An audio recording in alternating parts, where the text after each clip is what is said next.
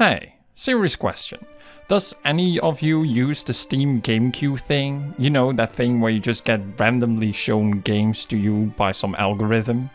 Yeah, me neither. Unless I'm bored or just want to waste some time. Now, this thing is a really hit or mostly miss thing, but sometimes it does bring up something interesting, like Dragon Quest Treasures. Now, I'm not the biggest Dragon Quest fan, but I used to play Dragon Quest Monster on the DS, which I have decent memories of. So why not dabble in another Dragon Quest game on another handheld console by Nintendo? Who knows, maybe it's interesting, or maybe I like it enough that I will add Dragon Quest on my long list of game series I want and have to play. Or maybe it doesn't do that at all. Or well, it kinda is already on that list, so, you know, Oh, I know, it might end up higher on the list, or maybe lower, or maybe even get removed from the list entirely. Well, let's find out what's the case here. In Dragon Quest Treasures, we follow the sibling duo of Eric and Mia, who set off on an adventure to the flying continent of Draconia in search of countless treasures. In particular, the 7 legendary Dragonstones. As legend has it, they will lead to untold riches if all 7 stones are united. On this adventure, Eric and Mia will meet new friends, solve mysteries, and develop their own gang with the riches they find and the monsters they recruit. The story in Dragon Quest Treasures follows a child's fantasy of adventure, treasures, pirates, monsters, flying islands, and such things, which is a great fantasy to base a game on. While I love my games with deep lore and strong world building, it sometimes is nice to dive into a game story and world that doesn't explain itself and just goes with whatever it is. And this almost go with the flow setting is where Dragon Quest Treasures truly shines. Like the game takes place at a flying continent that used to be 2 giant flying golden dragons. That is why there's seemingly unlimited treasures in the ground, and well, that's it. It used to be just flying golden dragons. Cool, nothing more to it, just cool, and it suits the perspective the setting tries to have perfectly. Another example is that there's a flying train network that connects this entire continent together. How did it get created or work? Doesn't matter, it's cool and it's your way of fast traveling. Just go with the flow, as this child's fantasy setting is clearly the focus of the game. This setting is also backed by a great, even legendary art style provided by the legend himself, Akira Toriyama. His art style suits the game's setting perfectly and made it not just look unique, but also very colorful. The monster design especially are very simple but stand out greatly. They are either cute or cool or a combination of the two. And just like with everything else, there's no lore or reason behind them and what they are or why they can be found in this world. They are just there, doing their own thing and being themselves. However, as much as I love the setting itself Dragon Quest Treasures has, I wish they put the same level of energy and effort into the story it has. It only takes 1 or 2 hours for the game to set up its story premise of collecting these 7 dragon stones. And then the story basically moves itself far into the background until you collected these dragon stones, basically creating this huge gap in between the start and finish of the story. And while the conclusion of the story itself was surprisingly fine considering this large gap, I still wish there was more story to experience. Characters you meet must be taken on face value as well, and while their design makes them memorable, their characters itself are forgettable. Rarely you interact with them, and I noticed that my mental notes about them were based on the type of quest they gave rather than their name or story. Like there was this character set up like he was a big deal and leader of a large gang, but he was just a tutorial quest giver. Or this princess who just turns out to be the prophecy lady. Having your characters be boiled down so easily to such terms is not the strongest way to set up their character or to develop a story with them. I would even argue that the monsters you fight and recruit had more character, and I felt more connected to them than the characters we meet in the story that had actual dialogue. These monsters all have fun animations that show their character, and when you recruit one and use them in developing your gang, in combat or just simply traversing the world, I felt more connected to them. Heck, I remember some of their names, which are more or less joke names based on their design, like a slime named Blobbin, or an emerald crystal monster named Elmric. Those were much more memorable as their character was more actively shown and told, or at least were characters that played a role in my adventure. Something that the story characters rarely did, which was a shame. But hey, are we really here for the story?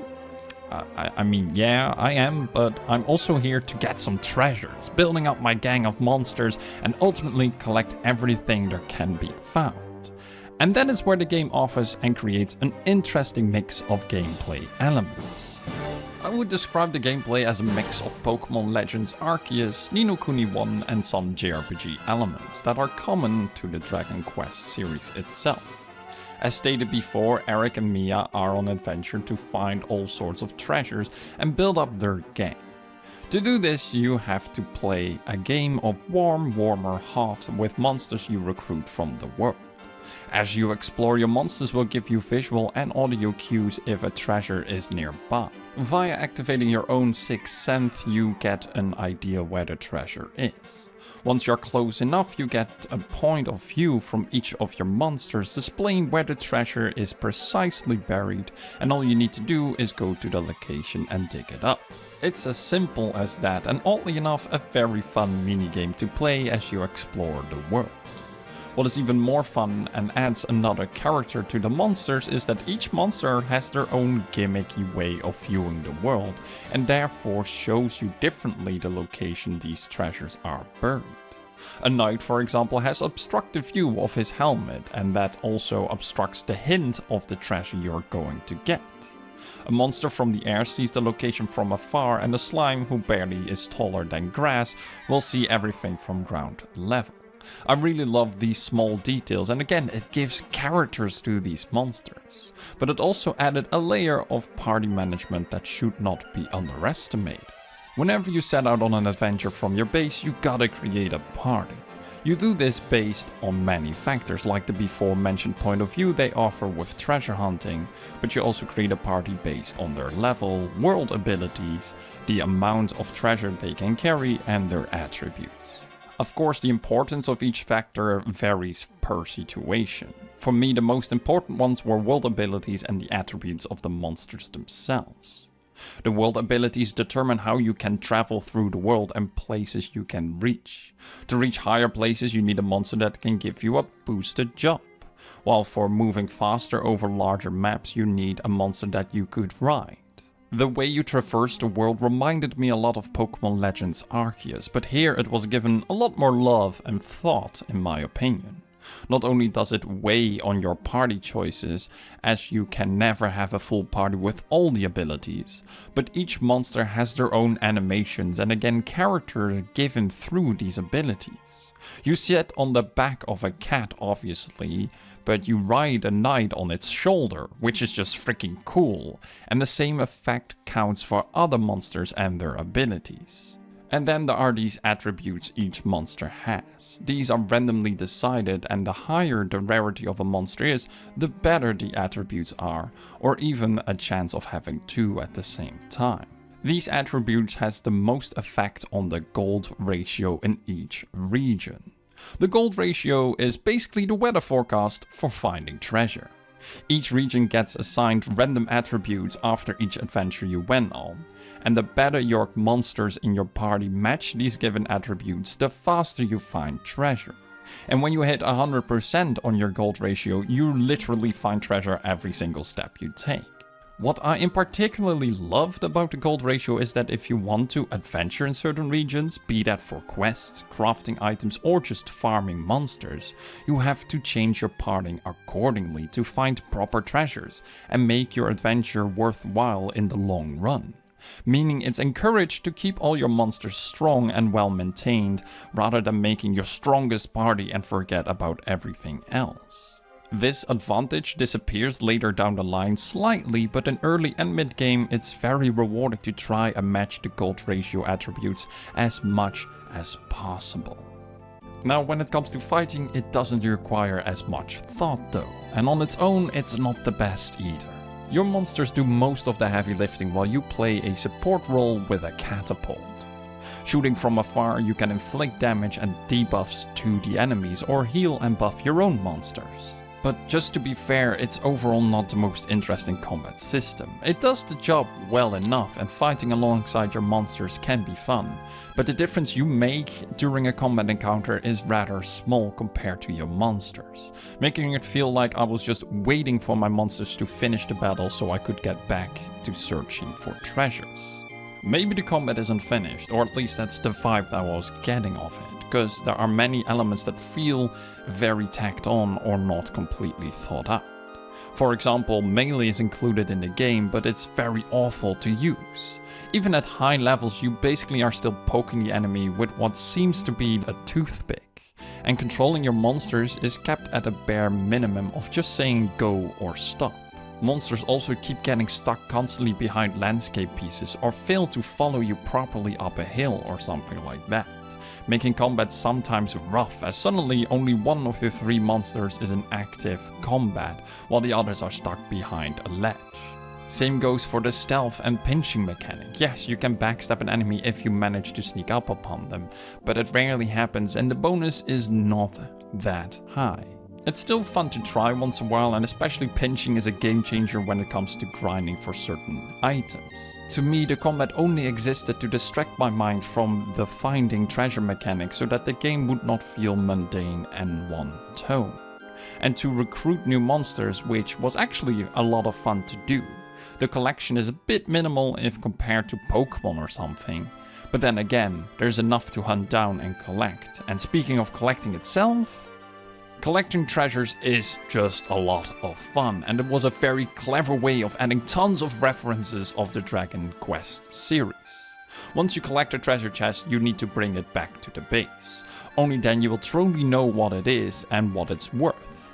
All these items add value to your treasury, which in turn improves your gang and gives you more options for it. Be that exploring with teams, more space to recruit monsters, or to display your most valuable treasures. Each item that you find is an object, weapon, level element, or character from the Dragon Quest series. In other words, if you are a Dragon Quest fan and you love references / collectibles, then these treasures will offer you everything you want. Though for me, these treasures were just fun little RNG elements of loot boxes and just a fun way of progression. These items are valuated at big numbers, and as per usual, my monkey brain loves it when big numbers become even bigger numbers, and it's very flashy and colorful, and are more numbers and bigger numbers, and yeah, that's just what my monkey brain sometimes likes. And in all seriousness, the progression connected to this had a very nice ripple effect as you play through the game. Going back to the base without any treasures or being fully loaded felt like a waste, as each one of them brings you a little bit further to level up your gang or complete a collection or something that will improve things for you later. Dragon Quest Treasures is an okay game that offers a very simple, on the childish side of fantasy story that finds it more important being immersed into the setting itself than actually establish anything. Its art style and music is great and carry most of the setting and presentation of this game. However, the story falls very short on many levels. After it's established, it will quickly drop to the background until you collected the items required to basically unlock the ending. The characters presented in this story felt not memorable at all, and I felt like I had more of a connection to the monsters I recruited than them. For me, the setting, but especially the collecting aspect, progression, and the little bit of combat that was there is what I enjoyed. And on that front, it's quite fun and just alright. It doesn't break the mold, but it does bring some interesting elements to the table. Elements I wish other games that I was reminded of while playing this one would also have. In the end, Dragon Quest Treasures is alright and fun. I think if you're a fan of the series, this would be absolutely great for you. But as someone like me who dabbled into the series itself and knows it, but never took a very deep dive into it, this was still a fun and decent game to play. The Switch does offer a demo of this game, which even if you are interested is still worth checking out at first before buying this game. Then again, the game is often on discount and for 50% or more it's definitely worth picking up.